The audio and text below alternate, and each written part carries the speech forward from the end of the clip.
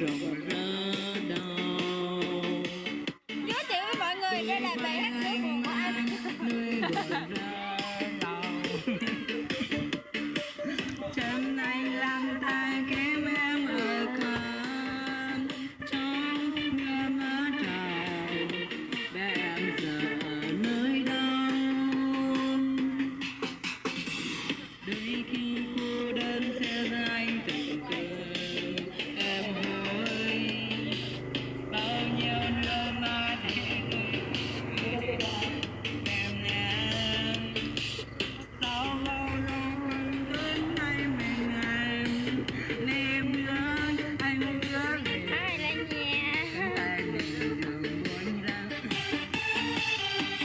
chạy theo em ở phương trời xa lắm em ơi người ơi tình ơi rất là nhiều người đang comment để con đi vui vui trong 10 người lận. Mà đâu còn tụi đâu. con chưa kịp tha đã kẻ sau lòng em người hay anh nhớ thương Như vậy là mất này hồi đầu này rồi đó. Đi mò này mẹ. Mà hay giờ người ta đâu cũng chưa mà bà. Gì?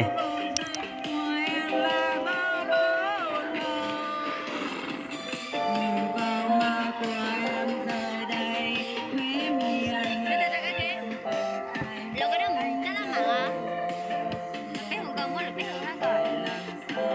Chúng ấy cũng tặng ra mà không tặng hộp. Lấy quỹ xong rồi.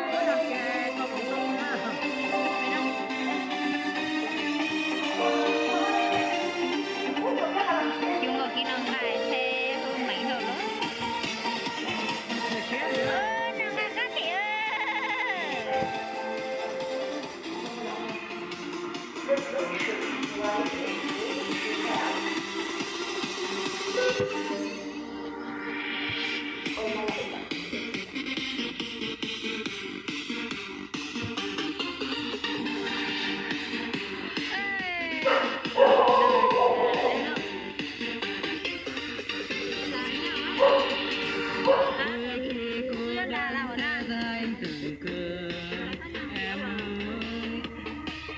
Bao nhiêu nước mà để đuổi bình yên bên em sau bao lâu quên tới nay mình anh lê bữa anh Mà sợ chó quá. Nó khỏi.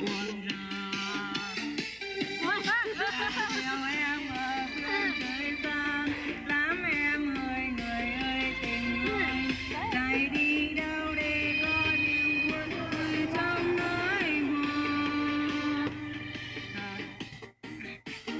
Chả biết sáng hồi thì là. Lắng nghe sau lòng em vui thay anh nhớ lại Con Facebook tham à. Hãy ăn thịt cho mọi người. Này rất là mọi người ngon vừa tươi. Giò đấy mọi người. Bổ giò bổ khỏe. Bổ tất cả.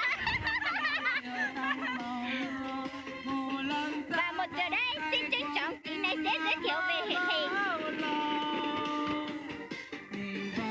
Giới thiệu về giò thịt heo. Giò này rất là ngon, rất là khỏe.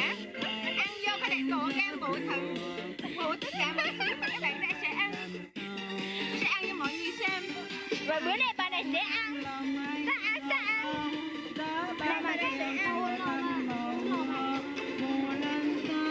Ta bắt thử quá. Thế là bắt tôi lên như này. Ngay còn đâu anh rất buồn nhưng không biết phải làm sao anh rất buồn nhưng anh không chờ con em nhận comment hả?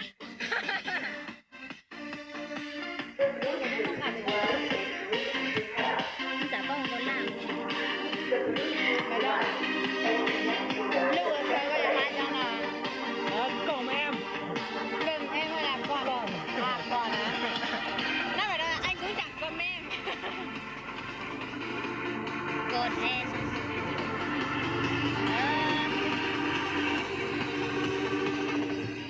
Đón cho mình lỡ duyên. Rồi mình lớp dính. À, bà này.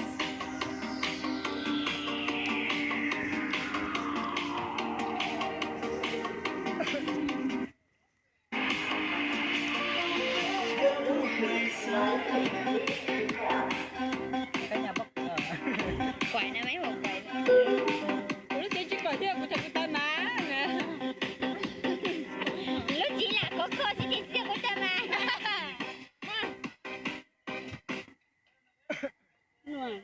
Ơi anh này định hát một bài hai ơi là hai nha mọi người theo dõi nha. Nhà tế. Hai bên nhà tế à? Năm bay.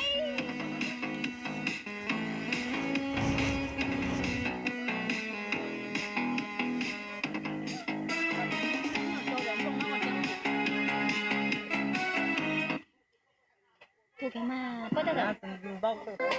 Cô có mông mà. Cô có mông này. Cô có mông. Vậy đó, hú yang có chỉ. Cô có mông chỉ sai này. Kìa mà bố mà lên. Chưa được. Cô thì sao quay được không? Trời ơi, nó hát như. Đây. hai tay anh ôm đông nở Vẫn là bài này. anh xin vay thêm chú nở mèo tròn chấm anh lang thang kia mừng ý gót mưa má trào bên không người nào cho Ta sẽ nào kiêng, ta sẽ không ăn cây nữa. khi anh ngang trôi bia ba bàn thờ em ơi nhưng nay anh qua tay anh Nó sẽ làm gì bây giờ? lôi tôi anh em thân bao tới nay mình hai lê bước Rồi dạ, giờ nó xảy mấy chữ giấy nào tại cái lúc đó trả lại thôi rồi. Mẹ hút ra nó hay à? Hai từ này chỗ có sự chỗ còn này cần sự có cả cũng lắm đây. Hay đấy. Đây còn bên Đây đây hồi nãy hút trả nó suốt suốt xa này. Hồi nãy lúc có tập băng không tao tao lửa chén hồi bình thường hồi lo là tán hồi là chẳng có cái sao lắm.